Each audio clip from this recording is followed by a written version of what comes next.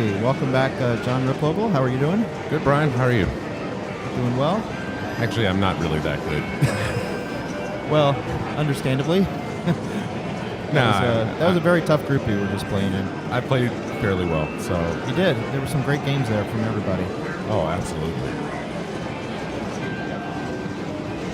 So, ACDC was picked by Bowen, I assume? I don't know. He just walked away, so... Bowen was the top seed, and I guess so. I would be surprised not to see him pick this any chance he gets. Bowen's very comfortable on this game. Highway to Hell. Okay. No? Bowen also enjoying a sandwich while he's playing.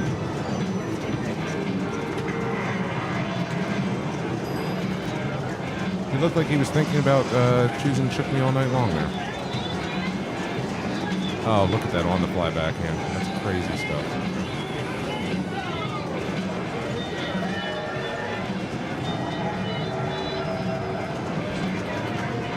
It's a very fast ACDC, as you know.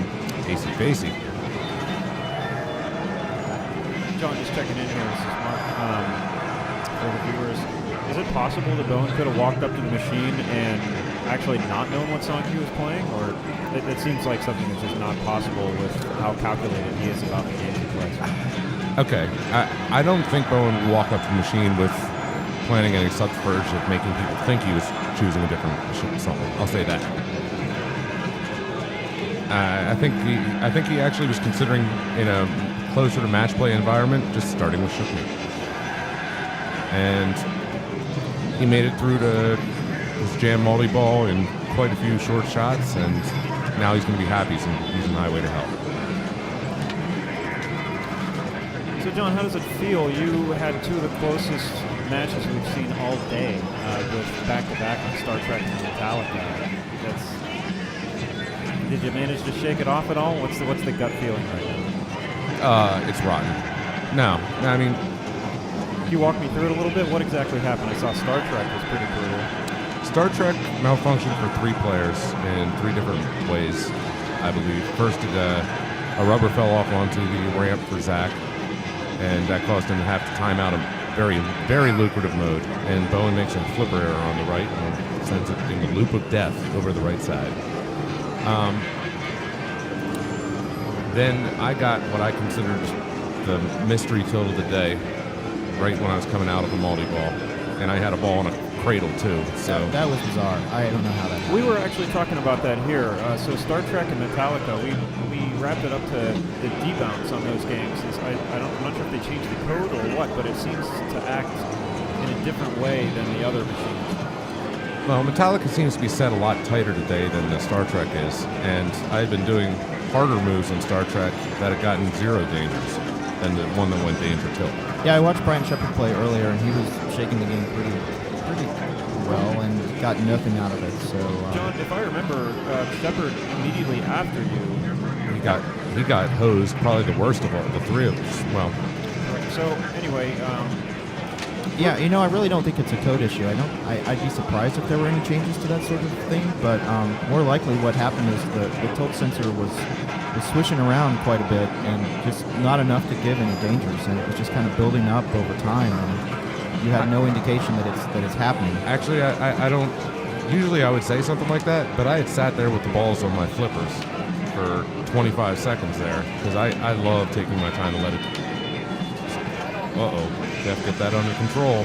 There we go. I love taking the time to let the tilt bob completely settle because I know I'm going to hit the machine later. And then a brutal finish on Metallica by just a few thousand points knocking out. So back to this ACDC match here. Looks like, remember, Jeff was in your group. How's he playing? Jeff's playing great.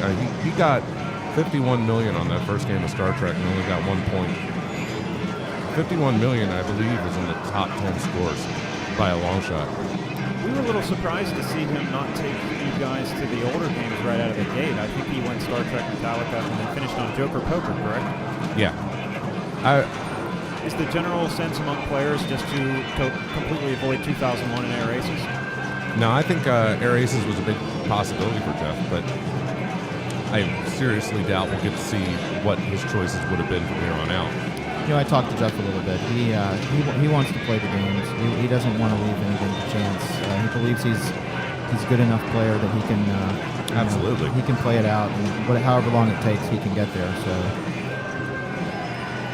yeah, I mean, I don't mind his choice. I think he picked Joker Poker. He actually owns a Joker Poker too, so he's very comfortable with that game. I was thinking of it in a different way. I'm not saying that he would leave it a chance just because there's a higher randomization in those games. What I'm thinking is his skill set is just so attuned to his older games. He always seems to do really well on it. I'm more surprised about the Metallica pick than the Star Trek pick, because I feel like picking Metallica is picking into Zach in a position where you don't want to pick into Zach. Is there anything where it's not picking into Zach? Yeah, all the older games. I mean, as much as it's possible. No, I see what you're saying. I think that pretty much stands with just about anybody. I think there's a reason whenever Keith Elwin was playing Alliance Classic Pinball last year that it was basically a Kismet tournament for him. I was just thinking of that. He's like, Keith Elwin says he's going to go warm up on the how does he describe it? The most bullshit game possible? Well, yeah, I can't really say how he describes it, but basically he walks around and says, all right, what's the most random BS game here? And that's what I'm going to have to play the most. That's what people are going to take me to. And it turns out that way a lot. But he seems to do okay. So back to this game here. This is a pretty good opening for Jeff. Yeah, Jeff's controlling his drop catching well. John, what are you seeing from him here? What's the strategy Jeff's working on? Well, standard strategy here is to try to build up a nice 2x multiplier jackpot, but I gotta say, in a match play situation like this, he's dialed in on these ramp shots. So yeah, just shoot ramps until your multi-ball falls apart. Because the cannon shot's been a little dangerous. Nice little flick off. Have the games changed at all over the weekend? Not as much as normal. I was afraid that you wouldn't be able to make the backhands on AC/DC, and I didn't get to play it in round 2 to find out, but they look like they're still shooting just about the same. We've seen a lot of big scores so far today, and I can't help but wonder if during the qualifying period games heat up a little bit, they're just a little sloppier because they're getting used pretty hard, and then they come in on Sunday and all the coils are cool, and so everything is more crisp, and they play more like players expect, and that's one of the reasons we see so many big scores, in addition to players just being the best players and having them dial in on Sundays. It probably a combination of both. I think people are stepping up to the challenge and making good games out of it. And look at him. He's nice save. No nudge save there. Coming back down off the ramp reject. Is he going to take it? Oh, yeah. It's worth it. Yeah, 8 million points? Yeah. Absolutely. Nice cool 8.5 for Jeff. So, I don't know exactly where that particular ball would put him, but I think the AC/DC scores were pretty low all weekend. Besides 3 or 4 players who broke 100 million. Yeah, that's not surprising in this game. People who know how to play it and know how to get the big jackpots can really break out away from the rest of the scores. If you just don't get to those features, then you're not gonna end up with very much. Sanjay's putting on a clinic today. He's been on fire, and I like to see in his body language. He's very comfortable and he's feeling it. Sanjay is much better once you get him past the first round. Yes. So I could expect some amazing things out of him here.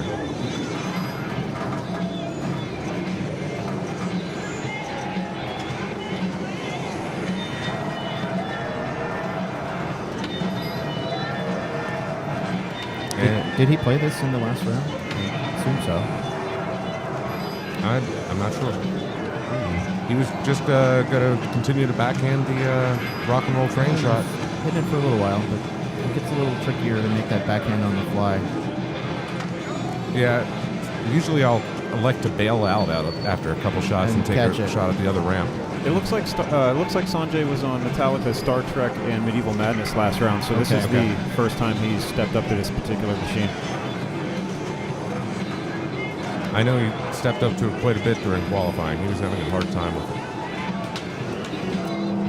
Player 4, Kevin McCarthy's up now. Oh, nice. Wow, that takes some. He didn't even move. No. I got this. It's exactly like he drew it up. Wow. Bounce, bounce, bounce, bounce, bounce. Okay. That was a nice shake at the end of that because I was trying to go down that out lane.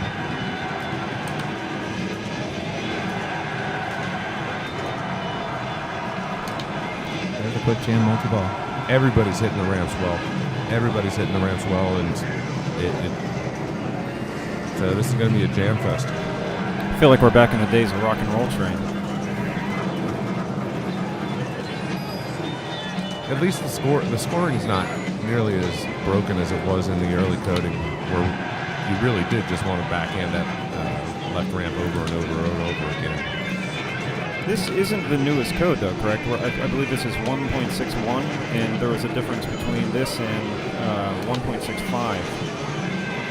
Yeah, that's right. I saw it when it was powered on, 161. I think it's 166 now is the current. Oh, okay. And the Thunderstruck rules are changed. Is there anything else that is changed between those two versions? I don't know. Yeah, me neither. I know 161, from 161 they did scoring balancings, but most of my rules knowledge is based on either the premium or the LE. So yeah, same here. Flipper club at the end.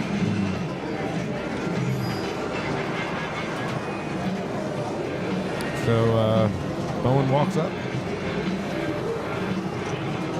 Rinse, repeat, more of the same, is my guess. 4 ramps to jam. Yeah.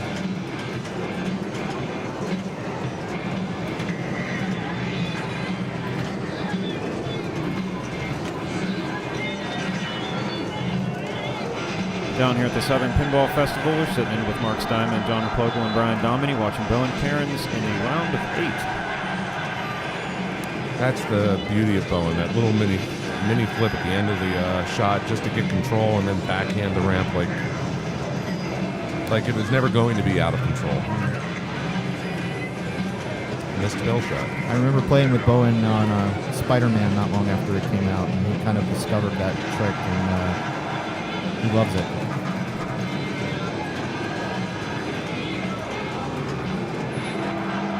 Okay, so he needs 2 more shots now to get his atta ball.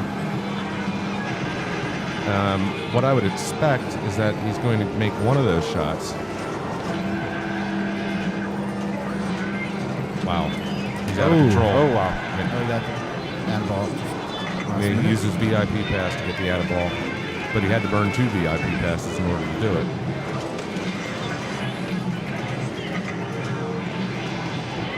Don't see him talking to himself at all. A lot of times whenever he gets into the groove, you can see him just doing his own little private tutorial.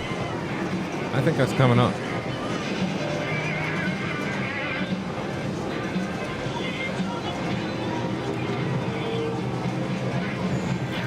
So what are the differences in gameplay between the Pro and the Premium as a competitive player?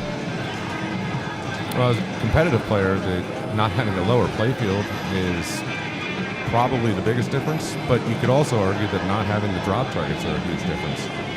How does the cannon react differently? Well, okay, so if you have a stand-up target, which the Pro does, the ball's going to ricochet at a much higher rate of speed, whereas with the drop target, it absorbs some of the momentum from the ball, and it's not going to come flying off. But more importantly, with the high rate of speed that you get on the main playfield on the Pro, you may not be able to react in time to save something. The timing's all weird. Do you consider these things as a competitive player before you step up to this machine? Is that actually going to change your strategy, whether it's a Pro or a Premium? Absolutely. Nice live catch there by Bowen on the right side. I think I could look up at the display, and if you check the status report on ACDC, you'll know how many ramps you need, how many loops you need, and how many drop targets you need for your next multi-ball. And in the case of a pro, I might sit there and need one more bank completion for album multi-ball, and also have all but one of the drop targets lit. What a save. We needed that. Hold on to it now. Bounce. Get control. Or a live catch. Live catch. Oh! Wow. We've seen that a couple times today from players, just that plumb bob keeps on moving and you think you're safe, and then at the last minute. He needed to let that bounce over instead of live catching at the very last seconds, I think. Another second or two of Nothing. nothing. That being said, that's a... Doesn't it just illustrate how close the players take it right to the line, though? Oh, if you don't take it to the line, you're not going to have a chance of winning. Yeah, I mean, he wouldn't have saved that ball if he hadn't made that move. So.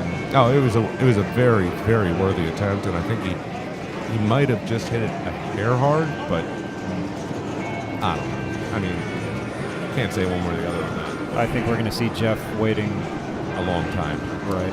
But getting back to what I was saying, so let's say you had a situation where TNT and only the end was lit to get him to an album multi-ball, and I had 10 ramps left to make. I might choose to do those 10 ramps as opposed to taking the shot at the drop target or the stand-up target.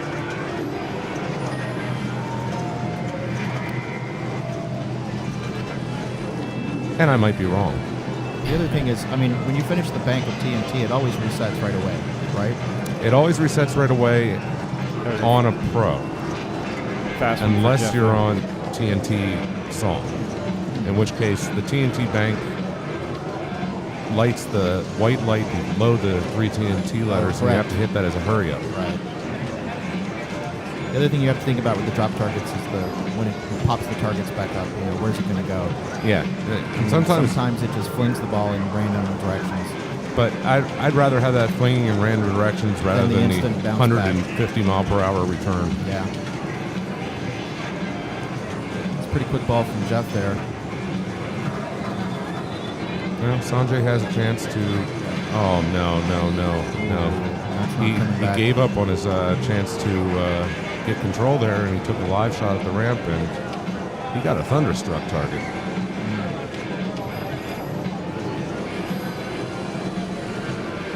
So Kevin's probably going to check the status report, see where he's at. 8 ramps, 2 target banks, 8 loops. So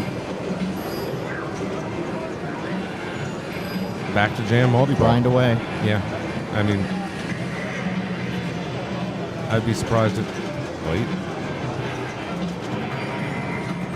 Okay, this is an interesting choice. So back in black. Back in black, you have to drop the stand-up targets on the left side of the machine. It can be a very lucrative mode if you survive to get into a multi-ball with it.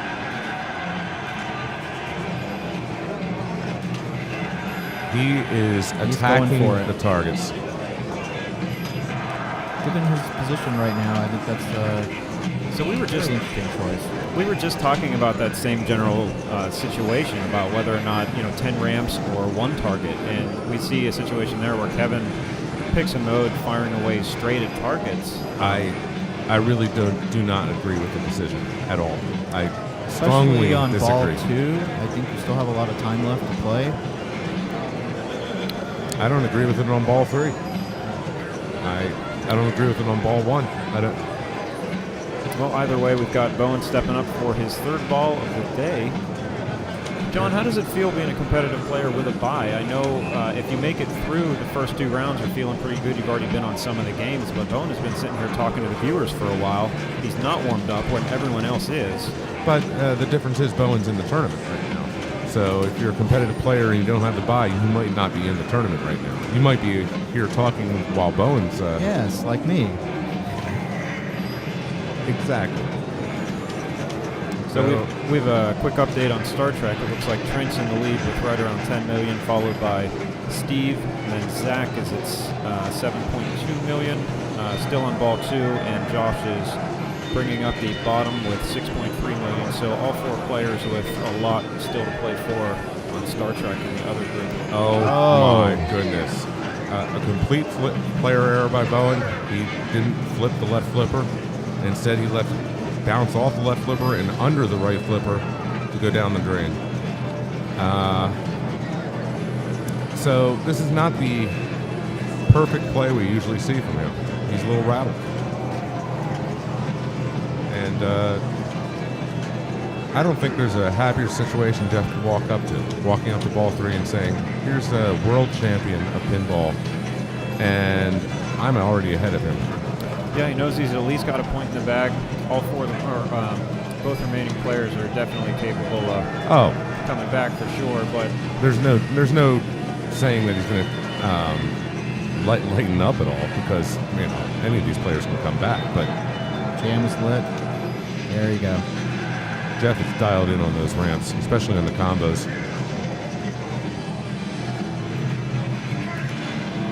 Takes his bell. Also, there's another software difference I know. In this version of the software, it yells at you and calls you insulting names if you shoot for the bell from the cannon. That's not very nice. Also looks like Jeff hasn't played AC/DC yet today, so this will be his first game stepping up.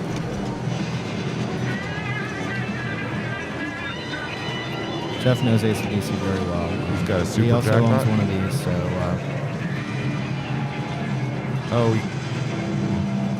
Nope. Oh, he waited too long on the super jackpot and wasn't able to fire the cannon. It auto-fired back down the side. He got a little lucky there. It didn't fire to a drain.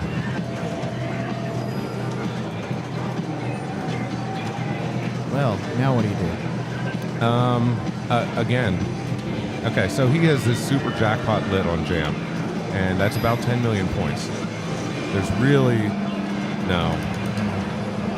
Yeah, I see what you're going with. You go back and hit another 12 waiting ramps. for you, yeah. I'm sorry, folks. Competitive pinball can occasionally be fairly boring. You go after the same strategy over and over again, but this is what it is. You're playing for score. You're not playing for completion of the game. So Sanjay here's been on a roll all day today. Finds himself in a hole, ball 3. Pretty much has everything still in front of him. I'm wondering if he's going to check his status report to see how many ramps he's made, or maybe he knows. My guess is it's not many. It's probably not many. I wouldn't even be thinking about that right now. Just start making shots. I'd still like to know. Oh, one more. Okay, good shot. Okay.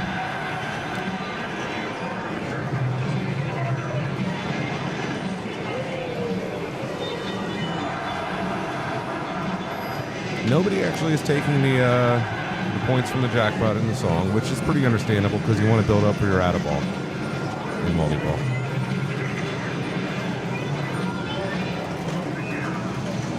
What is he coming back? What is he aiming for there with the cannon?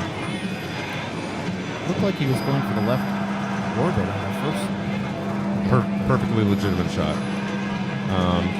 So the 5 shots you need during Highway to Hell to add a ball, I believe, are the right orbit, left orbit, cannon, shake, and the right ramp. And he made a very big error at the end of this. Sanjay, when you're watching this later, remember that you could have gotten your add a ball for those 3 shots that you hadn't made by using your 3 VIP passes that you had built up. So you go from a 1-ball in play back to a 3-ball multi-ball, and you can grind out the 30 million pretty quick. Look out.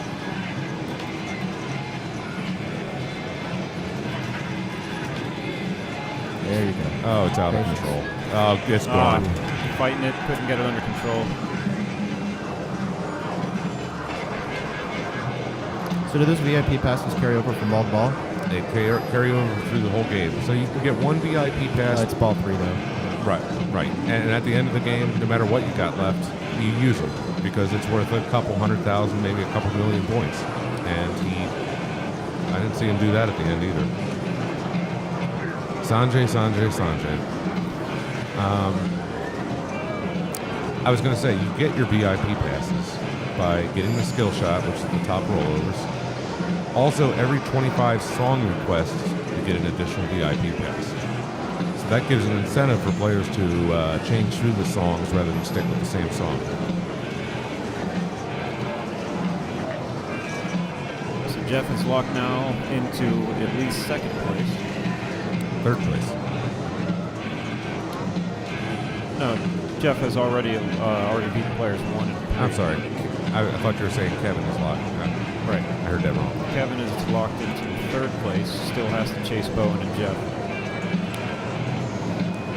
So now Kevin is still locked into back and black. Is he going to go back to those targets again? But the way he was playing last time, I'm not sure if he would change. It seems like he was, oh no, maybe. Looks like he's shifting things up a little bit. Well, he probably feels he needs to get into a multi-ball at least. I agree with him. Yeah, he was just so dedicated the first time. Maybe he sat back down and said, you know, this was a really bad decision. Especially when he's doing that. Yeah, that was perfect. Yeah. 5 ramps in a row, why would you go back and black? So now a mode that was initially a liability can turn into It can turn into a big asset here, but the problem is back and black doesn't work well with jam multi-ball because your jackpots in jam multi-ball are the ramps. And I don't know what the add-a-ball procedure is for back and black. Any of you guys know? No, I do not. Not familiar with this mode. Not a mode you see picked often. On an ACDC premium, I'd expect to see this mode pick more nice little flipper skills to get back under control. All right, how many ramps?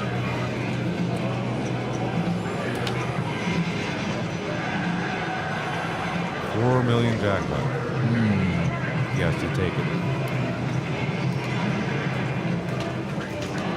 Because if you get to the point where you're back in multi-ball again, you're going to catch player 2 anyways.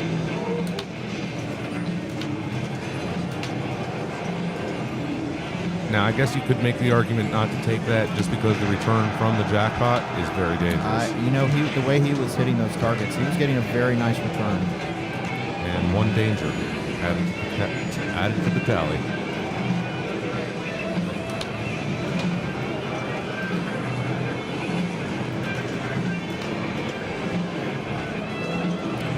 This is the point where you really don't want to be thinking about score. You just need to make shots. Well, he just went back to the drop targets, and not quite enough. I don't mind the play there because he was probably trying to get enough drop targets to get him into second place. I still think with the accuracy that he was showing on the ramps, Do it again. do it again. Looks like we're going to cut over here to Steve Bowden playing Star Trek. Catch up with his second group. Star Trek. What a wonderful game. In this group we have Steve, Trent, Zach. Steve's in Kobayashi Maru with 27 million. I was just going to say, that's. I think he was going for that exclusively. And Josh is the fourth player. Okay, so I've watched Steve play this game a little bit this weekend, and I noticed that he's willing to time out a lot of modes just to get to Kobayashi Maru. He believes it's that important. So explain this debate, John. Between timing out modes or playing them, why do players fall on either side of the fence? What are the benefits of the two different sides? I don't know if I necessarily fall on either side of the fence, but I know you can't time out all your modes. Because if you time out all your modes, you're going to get Kobayashi Maru where you're shooting for 250,000 or 200,000 points a shot, and that's just not worth anything. We'll take it back even a step further. What is the ultimate goal of the two sides? Obviously, if you play out your modes, you're looking for points right now, and in a match play situation, that could potentially come into play. But what are the additional benefits to? And then obviously, I guess the other side of the coin would be timing out Kobayashi Maru, or rather, timing out your modes gets you to the wizard mode, but then it's not worth very much. He's actually very close to completing Kobayashi Maru right He's now. only scored 4 million. Yeah, it's not giving him a lot of points. Whereas if you play most of the modes, you'll probably get 20 million pretty easily if you're at this point. Drain. Simultaneous. Interesting. That puts him into the lead, but only by a couple of million. That being said, I've seen many balls on this particular Star Trek with less than 1 million points. Trent walks up, 9 million points. He's working on his third mode, and he has a lock lit. So that means if he hits his upper lock target here, which I think he was aiming for. Yeah, he was going for it again while the ball saver was still active. All right, so Trent's going to cradle up, shoot the lock. No, he's on final shot. I don't know how many blocks Trent has. That's I can't tell by looking at the screen. Oh, now I do. Because the mission start is lit, he only has 1 lock completed. So you can't start a multi-ball and the mission start on the same shot. So that means he had 1 ball locked. So what he's going to need to do is probably try to get, there it is. Lock's lit, go right in the multi-ball. There it is. Oh, unfortunate play, I think. So on the way into starting the Klingon multi-ball there, he hit the black hole target, which added more time to the modes. And that's going to take away his out-of-ball. Right. So he's going to have to hit all 6 stand-up targets in order to relight that out-of-ball. That being said, getting the multi-ball going when you're only at 9 million, let's go. Yeah, we were talking about the scoring, getting to Kobayashi, and the scoring on this multi-ball, if you can double up the jackpots on combos, is really quite good. I found myself shooting on the fly a lot, just because that way I could get more combos. Look, he's already up to 24 million. I'm surprised to see him timing out his mode, though. Even though he's staging the upper flippers. See what he does with this cradle separation. He's taking his time. Nice little mini tip.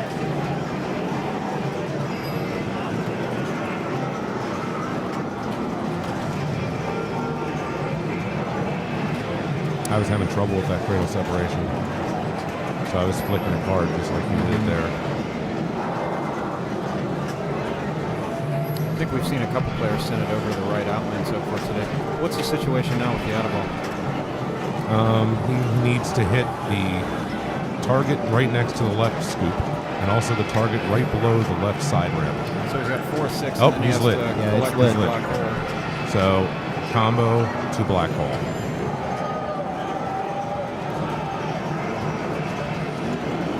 He's gonna up and over. Oh, Trent. Pretty wide up. That was up. And one of the balls went over. So. Is that a pot shot backhand trying to pick up that out of ball? Yeah, you can do it on the backhand. It's very tight. There you go, Trent. All right, now he's got some time. Trying to build some combos. Pretty surgical play to get that out of ball lit and get bring some more back into play. I hope it wasn't brain surgery. I don't know if I would trust Trent for brain surgery. Not on that particular set of events. Oh, that's unfortunate. Gets his out of ball, but unfortunately he drains right back out. He's in first place. He has 2 modes to go. I thought I saw he has super ramps, no? He has the... Well, he's 2 modes. He's going to go for Kobayashi Maroon. It's time to time stuff out. Because he actually played pretty well with his nerd modes. Yeah, he's going to get a lot of points once he gets there. And sit there. Shooting. What do I know? Apparently nothing.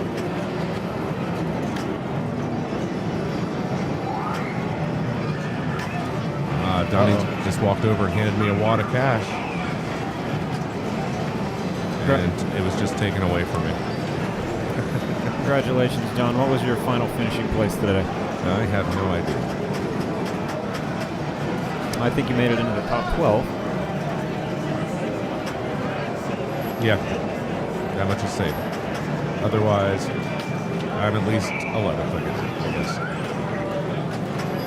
He's got his low start ready. Post pass. He's having trouble with the post pass. Drag out. Nope, it's deeper than that, One Trent. more. It just says hell with it. I'm going to shoot a I'm ramp. like, please don't shoot the last one, please. That works. There's no question about what he should do at this point. Shoot all the blue shots, right? That's right. No. It's time to play Ignore the Drill. Or the drill. There you go. Nice one. And now for 20 seconds of the most boring pinball you've ever seen. All right. Backhand the right ramp. Just do it. Lyman was doing that at Expo. It was giving us all heart attacks.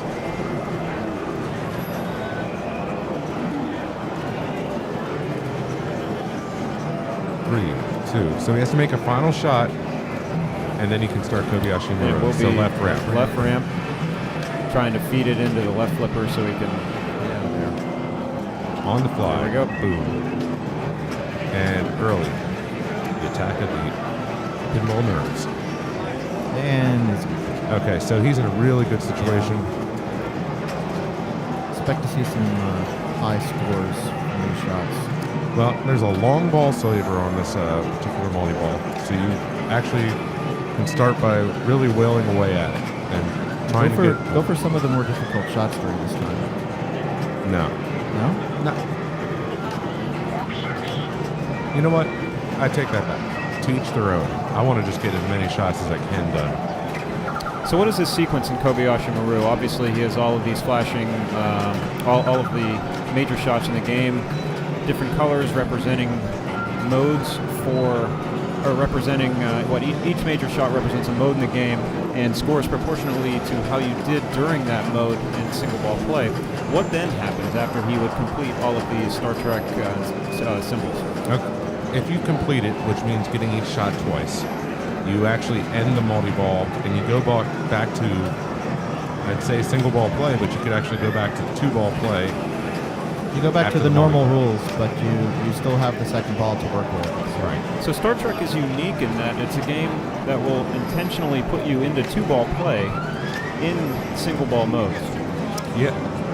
This hasn't been used for games for a long time. He's out of control, and that's the end of his Kobayashi Maru. And he's left with a couple photon torpedoes to fire. Now he's left with less. And he's deciding whether he wants to use them. And he's used another one. And he's used another one. He likes firing his torpedoes slowly. Calculated shots. Trent fires all kinds of torpedoes. It's one of the things he's best at.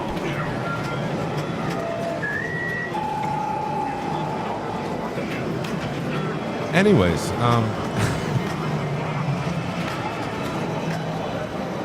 so this is going to be lit for his vengeance scoring, which is the most brutal and unexciting mode ever. No, Oh, it's multi-ball. No, it's multi-ball. He hadn't got his vengeance multi-ball yet. That's different. That's a big difference. You've got a mode and a multi-ball. Expect a lot more points in the board.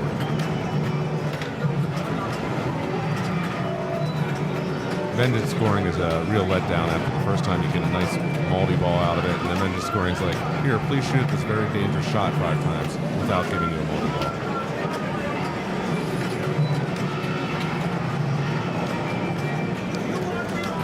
Nice long ball saver here.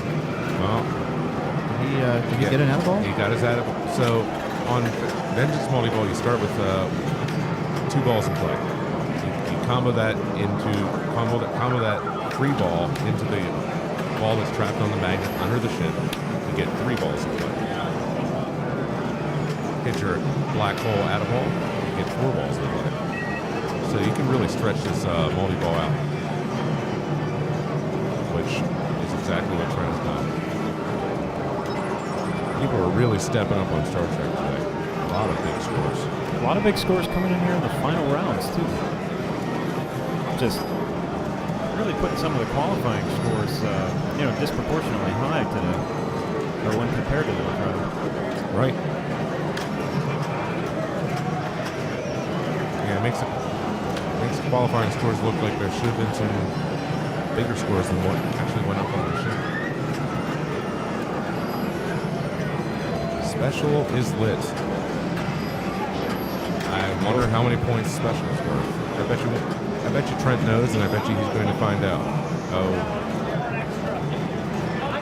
Extra ball is 2 million? Is it a 2.5 on most turns? I think it's 3 million on. It's got to be at least that much. I think it's 3 million, and you can combo it. So here's the question: is he going to backhand, like the left ramp or something, and then try to? Interesting. Oh, that's good. Okay, so I assume his first, what he was attempting to do right then, since he knew he was at the end of vengeance, was to. I'm curious how many points this He scored. was at 66 before that.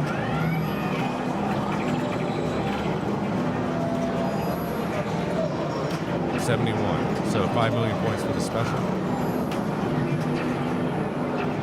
So he shot his Vengeance Super Jackpot. That was worth 5 million points. If he had hit that as a combo, it would have been worth 10, unless I'm wrong on that. But I know all the other jackpots are double. Yes, it does double.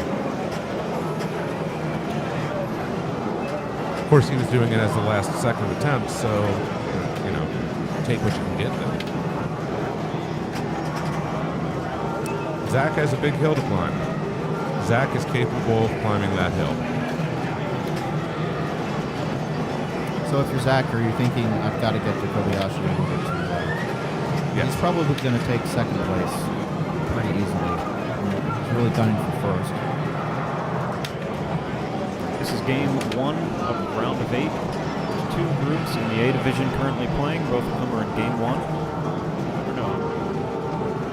I'm sorry, the other group is in game 2 on Medieval Madness.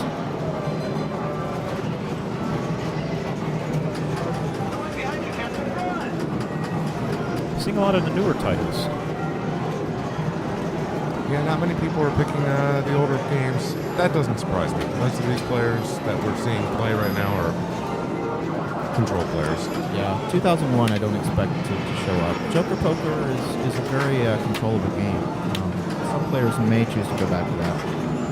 Zach did one of a beautiful nudge off the top of the slingshot, and another one. Ooh, and that's unfortunate. Did he take second place there? Probably with bonus. Yeah. No, he did not. And it's interesting. It looks like he wasn't even thinking about trying to take second place. He was just going all the way.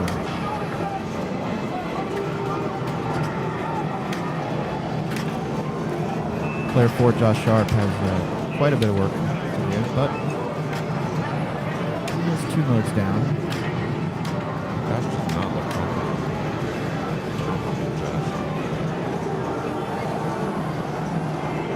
Okay, so the advantage of timing out this particular mode, even though it doesn't give him any points towards Kobayashi in the room, it will give him his super ramps because of complete 3 modes on the side. There was a debate earlier about whether or not super pots or super ramps or super spinner would be best. Basically, which is the better order, and whether or not the super ramps or super spinner is valuable enough to balance out whatever the discrepancies in the particular modes to get to it is. I don't really find there's that many rule differences in the modes themselves. So basically, you're mainly looking for whichever bonus you want. So, and almost everybody's playing today for super ramps. I've seen super ramps far more often than the other two.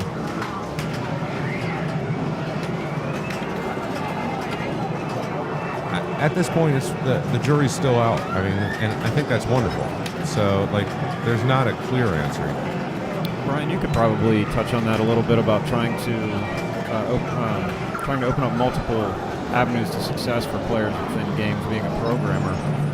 Do you ever find yourself wanting to make things intentionally linear, or are you battling to try and give players options, or is it basically? I think everybody approaches it differently, but I like the approach of having as many options, well, maybe not as many options, but several options available at any point in time to choose from. The whole idea of risk versus reward. I like if you can feel that pressure to make those decisions on the fly, nonstop throughout the game. So as a programmer, what are your opinions on players timing out modes? It's unfortunate to see it, and because it is not the most exciting thing to watch. But I mean, you're trying to make a game that is appealing to a wide audience, and tournament players are just one sector of the pinball crowd. So I think it's unfortunate that when it happens, but it's not always easy. I think to design around it. I think on Star Trek, it would just be easy to make of course, I'm not a programmer, so I don't know. Maybe you can tell me if it would be easy to make a competition setting where you just start on level 2. Oh, you could certainly do that. I don't really like, if you can avoid it, changing the game drastically for tournament play. People are used to playing the game a certain way. Yeah, John, I can chime in on that as well. As a tournament director, I run into situations a lot of times where people will ask me what's the most difficult way to make games harder, or how should I set them up for tournament play. Sure. And my answer frequently is that you don't really want to change the nature of the game. That's not really the goal, and I think we're all guilty of it in specific instances, but if at all possible, just widening the outlanes and tightening the slingshots are going to have a more drastic impact on the vast majority of things that people do to games. And also by just focusing on those things, which players are typically used to having different between games, you're not necessarily changing the overall flow or pattern or style of play on a game from what people are used to playing. And just to touch on that in another way, if you would create a tournament mode where that is different from what players would see on route, a lot of competitive players would be at a serious disadvantage because they don't have access to playing games on, quote, tournament settings. They're just used to what they play on the bar. Yeah, you'd probably get a lot of questions from people, oh, this thing didn't like for me, I expected it to, and, that people should kind of know generally what's going to happen.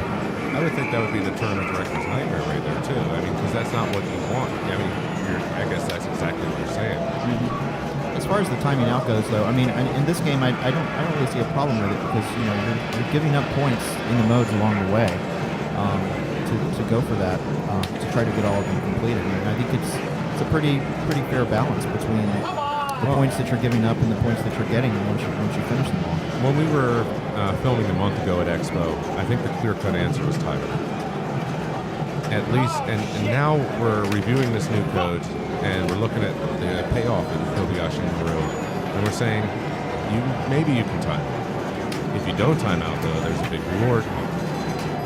So, and it depends on the situation. I mean, during qualifying, yeah, maybe that's true. Maybe during match play, depending on where you're positioned at, you might do it differently. So we're seeing Josh with a pretty serious comeback here. I want to derail this conversation and turn us back to the $52.4 million that he's got sitting on ball 3. Time out time for Josh. Guess what he's going to do? Well, here we come. Got Klingon Battle left, and then back into Kobayashi Maru. Josh was saying earlier he believed in playing for the modes. Now, I don't know. That's got to be situational to a point. Well, sure, but, I mean... Yeah, at this point, I don't expect him to play the modes at all. I think he's already played for the modes. He's going to get some good points off the multi-ball based on the modes he's already played. Yeah, he gets into this multi-ball, he's gonna be making a good run in front. A little aggressive on that. So he is 2 shots away from Kobayashi Maru. Probably the left ramp, and then the center.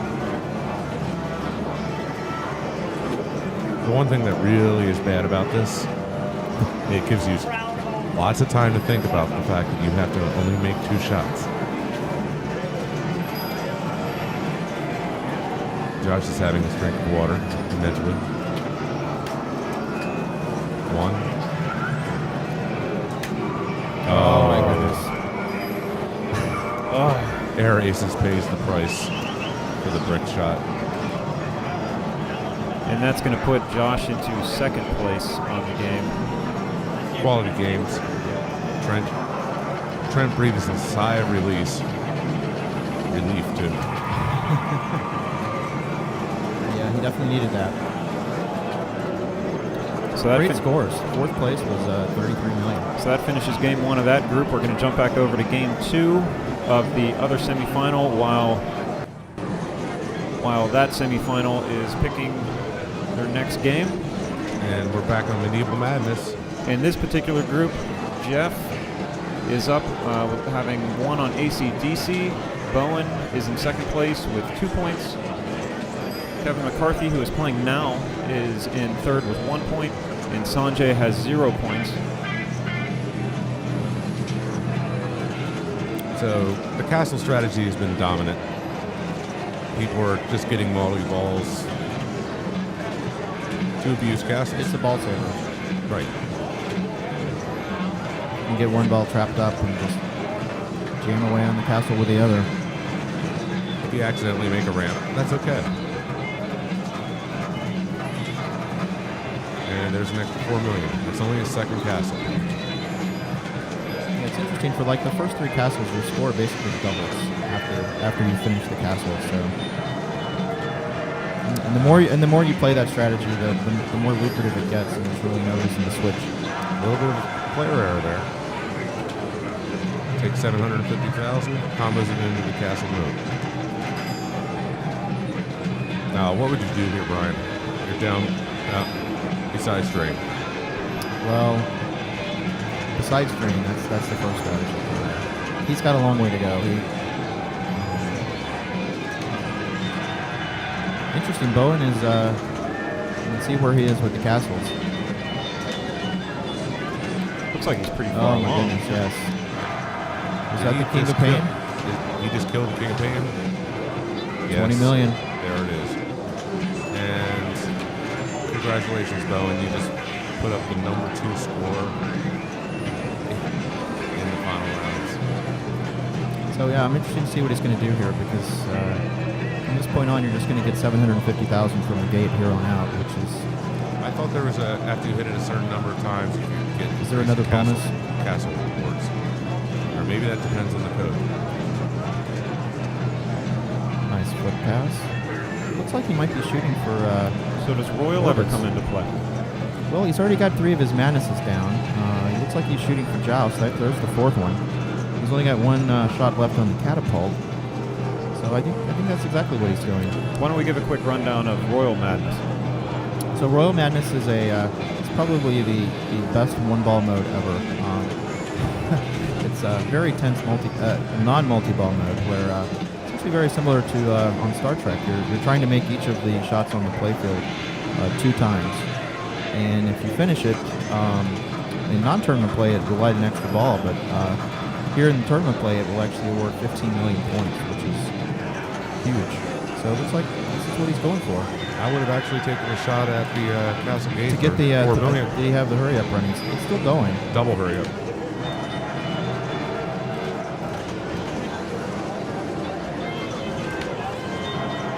And there's a shot for the hurry up, and good save. Oh, Get in there. get into that catapult. Oh, reject. That should have fallen in. Oh, nice shot. So you hit it the first time for 200,000, then 1.5 million. Correct. And if you completed the first time, if you're playing the location game, it's going to be an extra ball. If you're playing a competition setting game, 15 million points. So if you finish it all the way, what are you talking? Significant points. What is that? 25 million almost. 1.5, 6. So 9 million there. The interesting thing is you've been playing Castle the whole game, and you really haven't been making all of these other shots, and now you really have to dial in on shots that you've only made a few times the whole game. Well, it seems like Bowen doesn't require much of a dial-in period. Ooh. Bowen played very well. Trying to hit Wonderful game. Trying to hit the 100 million VIP points. pass on the lockdown bar there at the end. He was trying to punch it. Yeah. Wrong game, Bo. So he's feeling pretty good right now, having taken second place in the first game and sitting with 100 million at the end of game 2. very likely 6 points, unless one of these other players can put up a pretty huge ball 3. Jeff has a slight lead here, but really they're all basically tied because I'm guessing they're all at the same spot on the castles. And, ooh, that's unfortunate.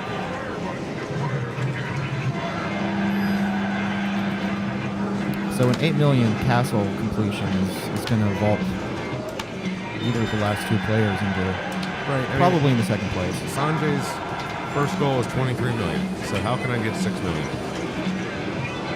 And the answer... Hurry-ups are not going to do it for him. And his drawbridge is not down. He's got a little work to do there, but... there's no easy answer here. Maybe he goes for a joust. Oh, he's going for peasant. He could try to start 2 hurry-ups and cash in at 3 million. Oh, he's not going to be happy with this result. So Sanjay has played Medieval Madness twice already today and taken second both times.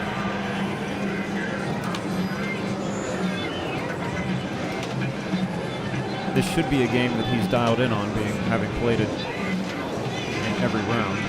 So now we have a real big dilemma. He has the trolls that are blocking the start of his multi-ball. No longer. Dilemma over. Shoot for the multi-ball. Boom. Nice shot. That scoop, that saucer has been very friendly. A lot of these Medieval Madnesses, you get a lot of bounce outs, but this one's been holding the ball pretty well. Really? That must be different today than yesterday. Because, yeah, we actually had some commentary earlier saying the exact opposite, saying a lot of players were getting bounce outs from that saucer. I experienced the opposite yesterday. I had 8 bounce outs in a row. Wow. There's a couple oddities about this Medieval Madness. The castle has been a little flaky. I know in round 1, Sanjay shot the castle, thought it had destroyed it, and it ended up just kicking his ball back out, and he had walked away or backed away from the machine. Ooh. That happened during qualifying as well. Saw that happen to a couple people. So he's got second place now. Yes, he'll have it with bonus. Yes. All right, Sanjay. Don't be unhappy. Now Kevin actually is he's only still in his 3rd castle, so he's got a little bit more work to do. Okay, Kevin has played his main multi-ball. The lock should be lit. He has not played a Madness yet.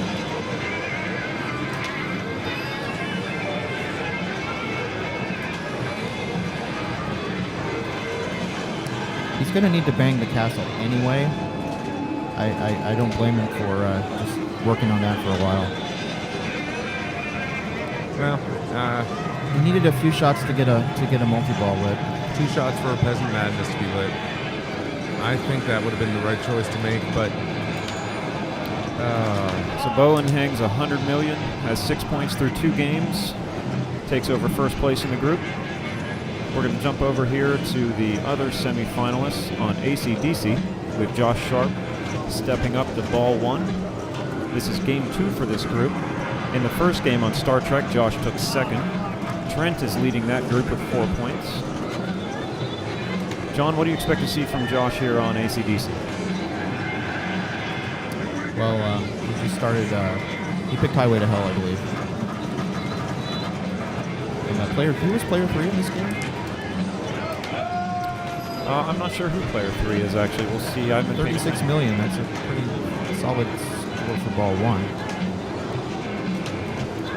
So, Brian, how familiar are you with this particular AC/DC? Have you... Zach is player 3. We just okay. Comment out. How familiar are you with this AC/DC? Have you played it at all during the tournament this weekend? I did. I played it during the qualifying. But you know, I'm so used to playing the LEs. I felt really a little bit uncomfortable playing this one. This particular game is this particular machine is owned by a friend of mine so I have played it before, but it's not a game I've had a lot of access to, so. I'm a little bit behind on the learning curve on this game, I'll admit. Do you find that Angus Young staring at you the entire time is distracting at all? Yes. All right, Steve Bowden steps up 3 million. Steve took 3rd on Star Trek, so he's going to need to put something together here if he wants to move on. He's going to give it a minute. We've seen a couple delayed tilts from players on a few of these sterns today. Yeah, that's really the last thing you want to happen here. It always amazes me that players don't wait longer between balls, knowing how long it takes those plumb bobs to move. No one is really rushing them. It's just a matter of, I guess, staying in the flow. It's true. Even though you know it's going to take 2, even 3 minutes sometimes for it to settle down, you're just ready to go. I mean, and as you stand around and watch, and you start playing mind games with yourself about what to do, and sometimes you're just ready to play and get it over with. Do you watch other players whenever you're in a match play situation? I know some players will completely avoid seeing what the other players do, even to the point of not looking at score, which is rare. But I take the approach that the more information I have, the better. So if I can see what my other players are doing and how the kickouts are treating them, maybe what strategies they're going for, I want to know all the information that I can. Bowen just made a move towards 2001 and then turned to his group and moved over to Star Trek, so we're not going to see 2001 this round. I don't think that's a surprise to anybody. Okay, Bowen was showboating.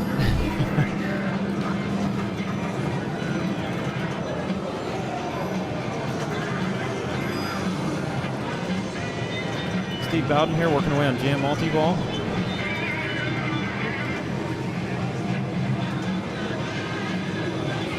Cradling up, flipper on both sides. Working that spinner. Is he in War Machine? Is that what I'm hearing? What is he in right now? Oh, I hear some Highway to Hell. I hear Highway to Hell. Highway to Hell. He's trying to make all of his shots to get the out ball. He was trying to make one more. He actually ended up having to blow two the IPS there. A little double tap.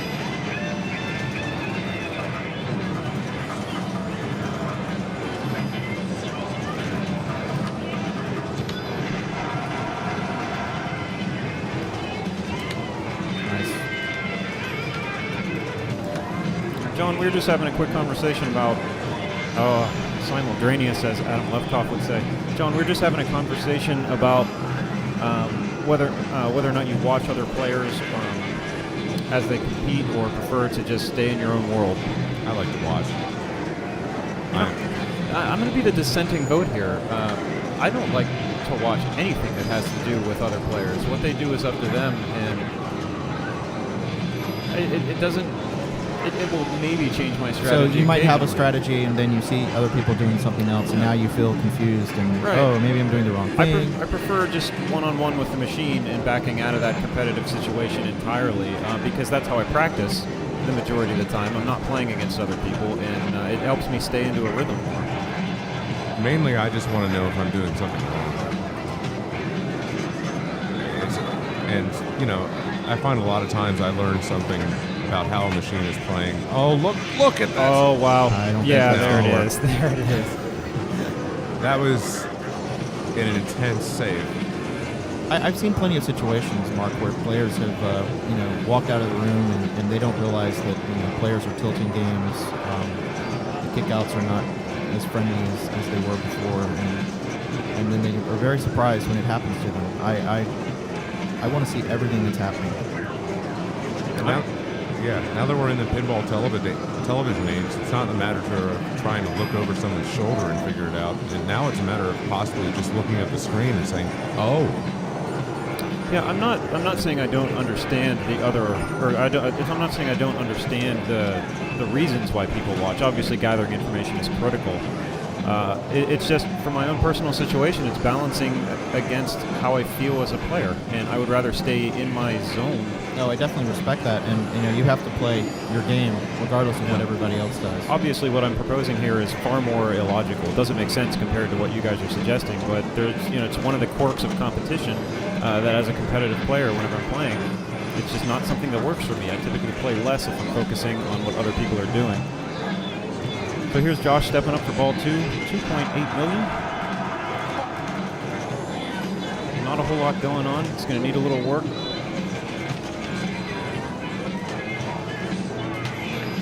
A little bit late on that backhand. That's not good. And he won't get a chance to adjust this ball. No love from the slingshots. Angus disapproves.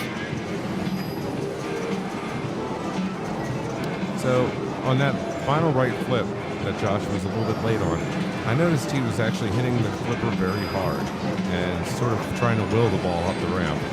And a lot of times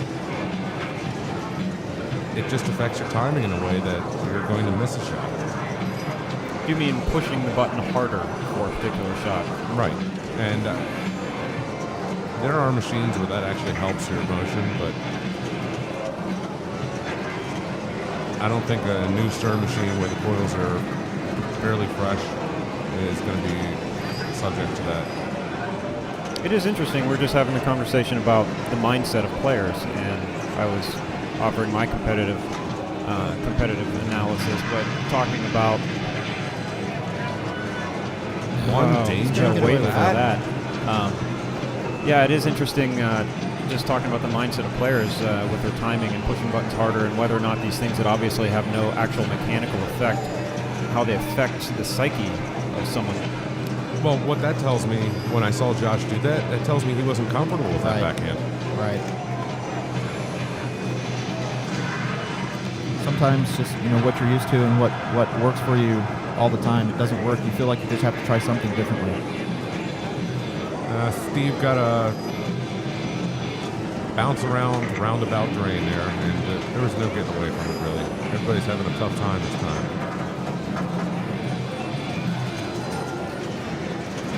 Trent has multi-ball lit. Let's see if he can make the backhand. He was, wow. Trent visibly frustrated after that, and with good reason. So the best Trent could do is get 1 point. Trent had 4 points in the previous game. So yeah, he was hoping to... this is a turn of events from the last round with Zach Sharp coming in with 0 points in the previous game.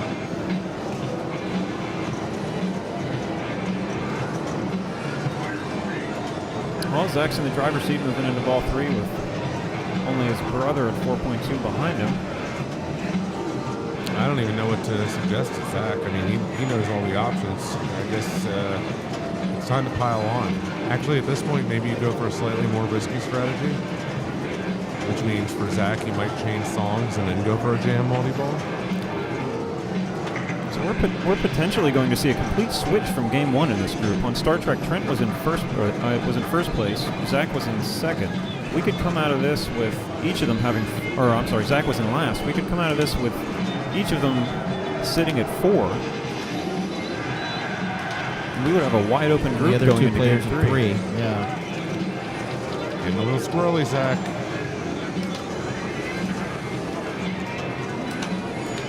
There we go.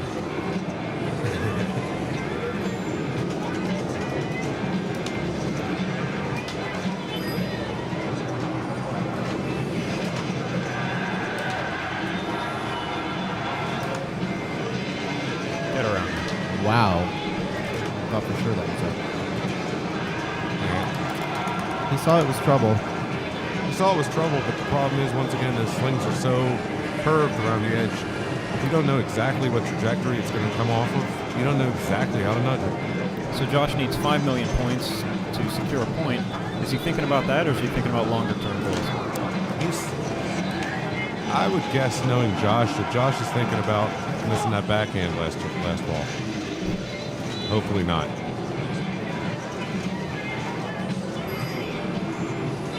Josh is shaking his head. He's not comfortable.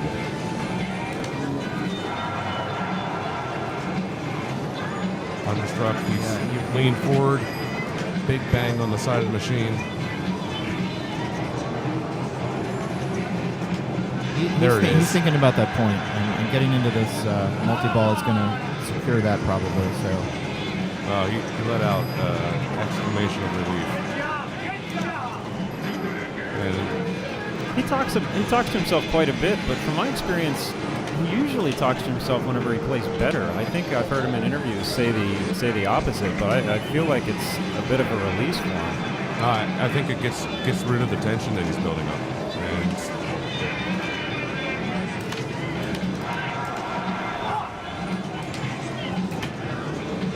wow. That is no. gonna get Yeah. he's gonna get the point from He's that. gonna get a point, and he's happy about that, but he's not happy with his play on that particular game at all. So that group is very tight right now, moving into game 3.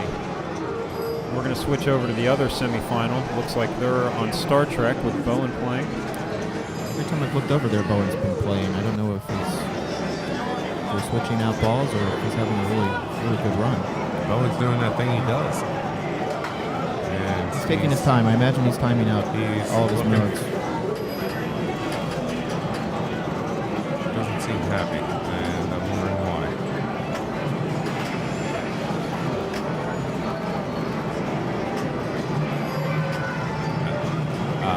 Okay, so he was timing out so he could start a fresh mode to go with his bowling ball. And little nerd. But he's not going to flip here. Oh, I like that move.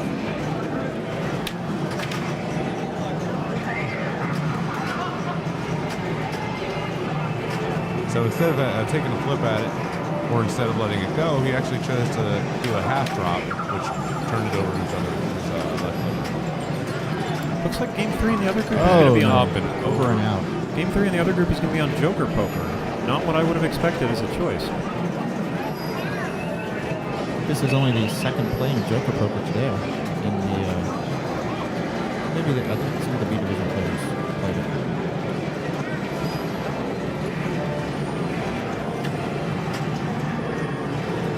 What ball are we on here on Star Trek? I believe this is ball 2.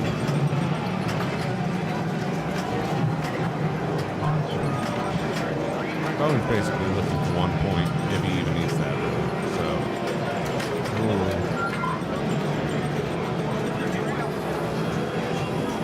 Jeff walks away a little frustrated. considering he got in the first round, I saw him, he got 51. Anything, he doesn't even. He has not even 4 million after 2 balls now. Whereas he walked up and put up almost 30 million on his first ball. Yeah, it's hard to say he's not familiar with the game when he destroyed it just a round ago, but sometimes that's pinball.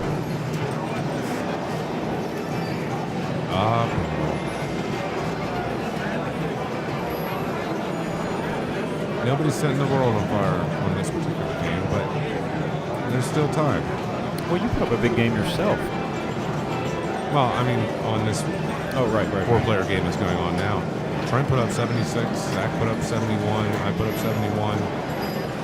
Those would have been good for 4th place during the regular tournament, any one of those scores.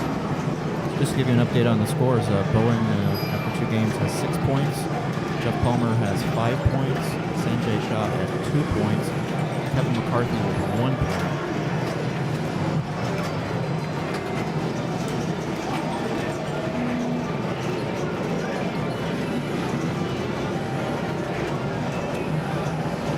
Did Sanjay just get a valid playfield? Or did he actually use the ball save? I'm not really sure. Ball saver light is still flashing like the ball starts, so I'm guessing. So he hit you his are correct. vengeance, and then it went right down the middle.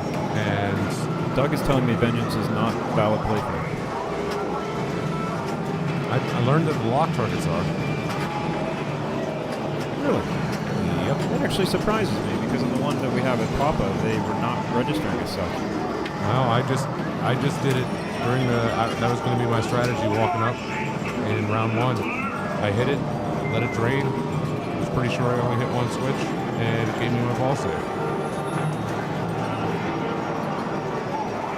All right, a little drop catch. Oh, weird bounce. Oh, Sanjay, wonderful backhand on the fly to get the mission started in lock 2. Oh, you gotta be proud of a shot like that. So now he needs 2 shots to the green targets, and we're going to Klingon. John, we were just getting a question about what is valid playfield. Okay, valid playfield. I think I could spend a little more than the 30 seconds I want to spend on it, but basically valid playfield is something that causes your ball to be in play rather than just a random switch on the game. So in programming these games, they don't want the ball to fire out if the slingshot is malfunctioning, or if a pop bumper is malfunctioning, or if one of the switches is malfunctioning. So they require that three switch hits happen on the playfield if it's a non-valid playfield switch in order to cause your ball save to be active. This creates problems. It has to be 3 different switches. Mark, not 23 switches. And now there's certain switches that immediately validate the playfield. That would be the outlane switch, the inlane switch. Mark, why don't you tell us why it's a term director's nightmare? Because you know better than any of us. Oh, well, certain games that have switch validation problems allow the players to exploit them in ways that are very time-consuming and very unusual. Congo, for instance, for any players out there who know how that game works, you can actually short plunge to a flipper and then spell gray in its entirety before your ball is ever in danger. So what players will do essentially on games, Congo being one of them, is they will short plunge to a flipper if the game allows them to do so without hitting a switch, and then they will selectively shoot specific targets, and if they hit less than 3 switches, they'll let it drain, and then they get their 3 switches reset, and it goes back into the plunger lane, and then they do it again. And you can essentially do this over and over and over until you reach a particular mode or reach a score threshold that will push you past a player or something like that, and without really effectively putting your ball in danger. Because if you ever make a mistake and you hit the wrong switch or hit too many switches, then you just continue playing. So basically, it's kind of an extended, unique type of ball saver. In the quarterfinal rounds, last round, we were playing on Metallica. I looked back at Zach and said, I'm not going to do it if you don't do it. Hey guys, while we're waiting here on Star Trek, let's cut over to Joker Poker, because this other group is extremely tight right now in the standings. And Joker Poker is awesome. Yeah, and with Bowen and Jeff having significant leads over the other 2 players in that group, there's a little bit less room to maneuver. We're on ball 2, player 2. Trent Augustine is up. Yeah, and you guys were having a little camera difficulty. It looks like someone moved the camera, so if you can, read us off the scores, and we'll try and get that fixed. I see Trent just drained, and he has 54,000 points. Player 3 has 76,000. That's Zach walking up. I cannot read what player 4's score is from this angle. Seems to be something covering the score. I can't read it either. Okay, well, Zach has 76,000, and oh, and there it was. Zach just got the Lazarus. He did nothing, but most importantly, Zach was ready for it. It came back up. He flipped it back on. That is a skill in itself. Never walk away. Ooh, nice. Ooh. Oh, Thought it was going in. Zach did too, because he didn't really put much of a nudge on it.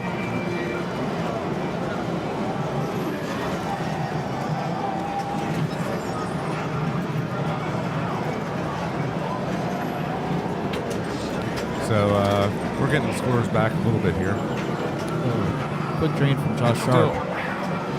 I think Josh's score is 16,000, but there's a couple digits that are registered at the top. Oh, okay. I thought that was covered up by something. It's just a... All right, so Steve has a number that ends in 5370. That narrows it down.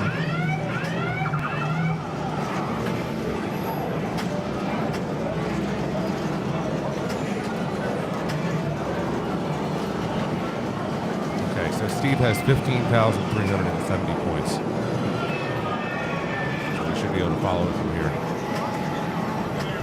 Steve and Josh each have 3 points coming into this game, with Trent and Zach have 4 points. So, whoever takes first place here It's going on. It's going on. And second place could lead to some interesting tiebreakers.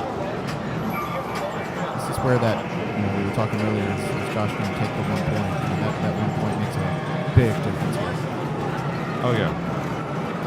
I mean, Josh was frustrated with his game on AC/DC, but Josh was not frustrated that he managed to get 1 point out of 9 million points. And Steve's really patient in this situation. And mean, that's There's no big points in this game. Just got to be patient. And keep playing. Beautiful. aggressive shots to the jacks. I'm not really a big fan of that because a lot of times they'll go right out that C lane. They come right back at you. So looks like he's got the what we call the easy ace. It's actually the hardest ace to hit up at the top. All right, can you just bang that off with the rubber a little bit? Like he almost did right there. We had a tournament down here. Oh, Steve. That was flipper error.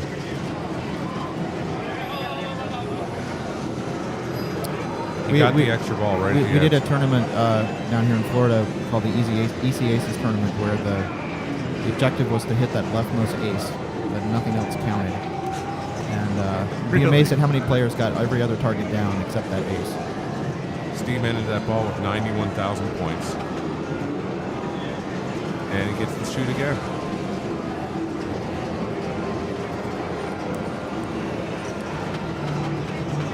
Starts by getting the C. 1/3 of the way to another shoot again.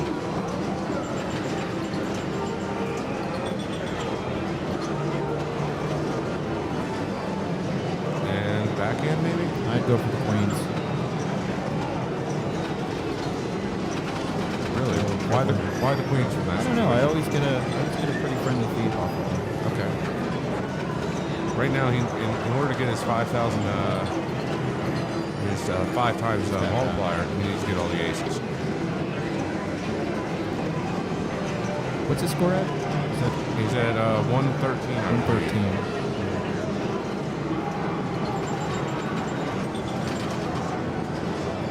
Patience. He has an ace and a joker on the top row, so he gets that. He gets 5,000 times 5. That's 25,000 points. Not insignificant. That's gone. And he's going to catch Zach. Zach is player 3. He's going to catch Zach, but it's not going to be by enough. Zach should be able to get that many points just for the plunge.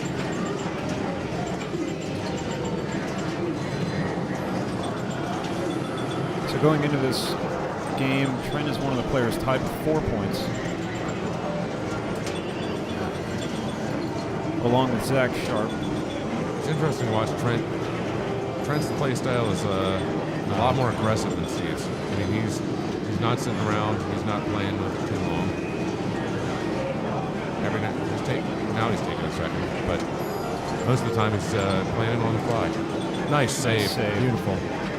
Just, I can tell you right now, he was millimeters away from, not even millimeters, he was hairs away from tilting.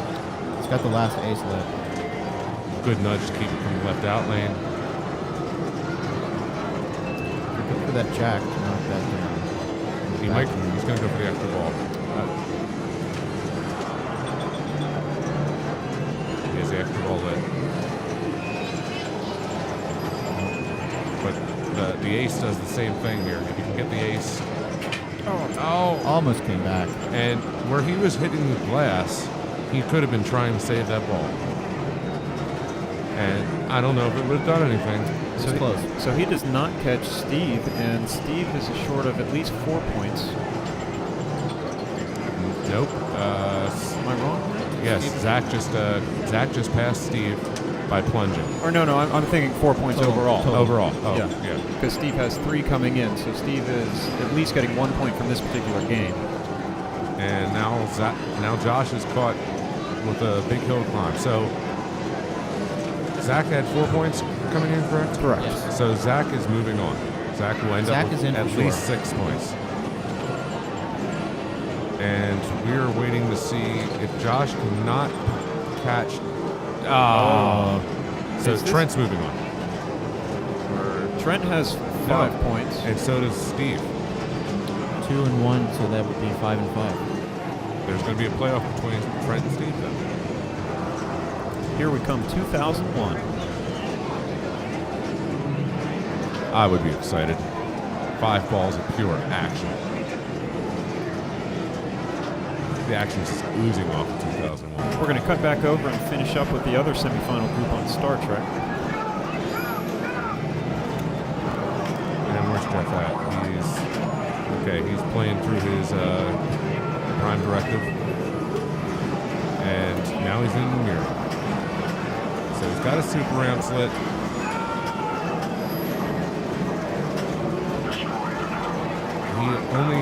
He's through 4 modes with a score of 8 million points. That's a very low point though.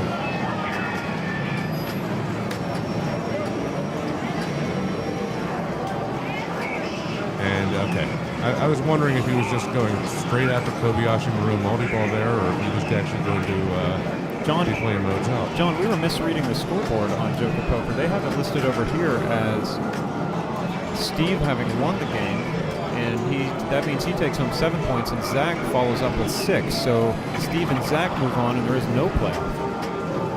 Okay, I was getting reports on what the player 1 score was, and I must have gotten the wrong report there.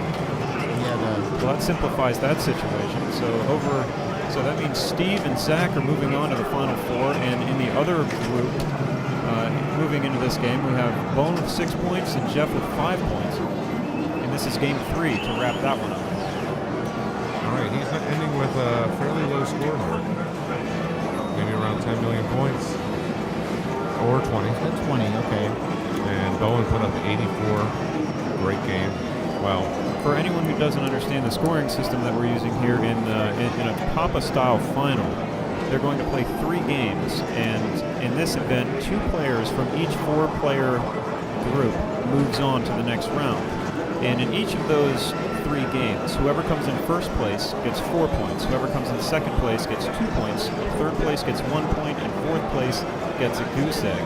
And so after the 3 games, they tally up those 4-2-1-0 point totals to determine which top 2 players in each group of 4 move on. So this gives a special emphasis to winning the game, which is what the Papa format really does.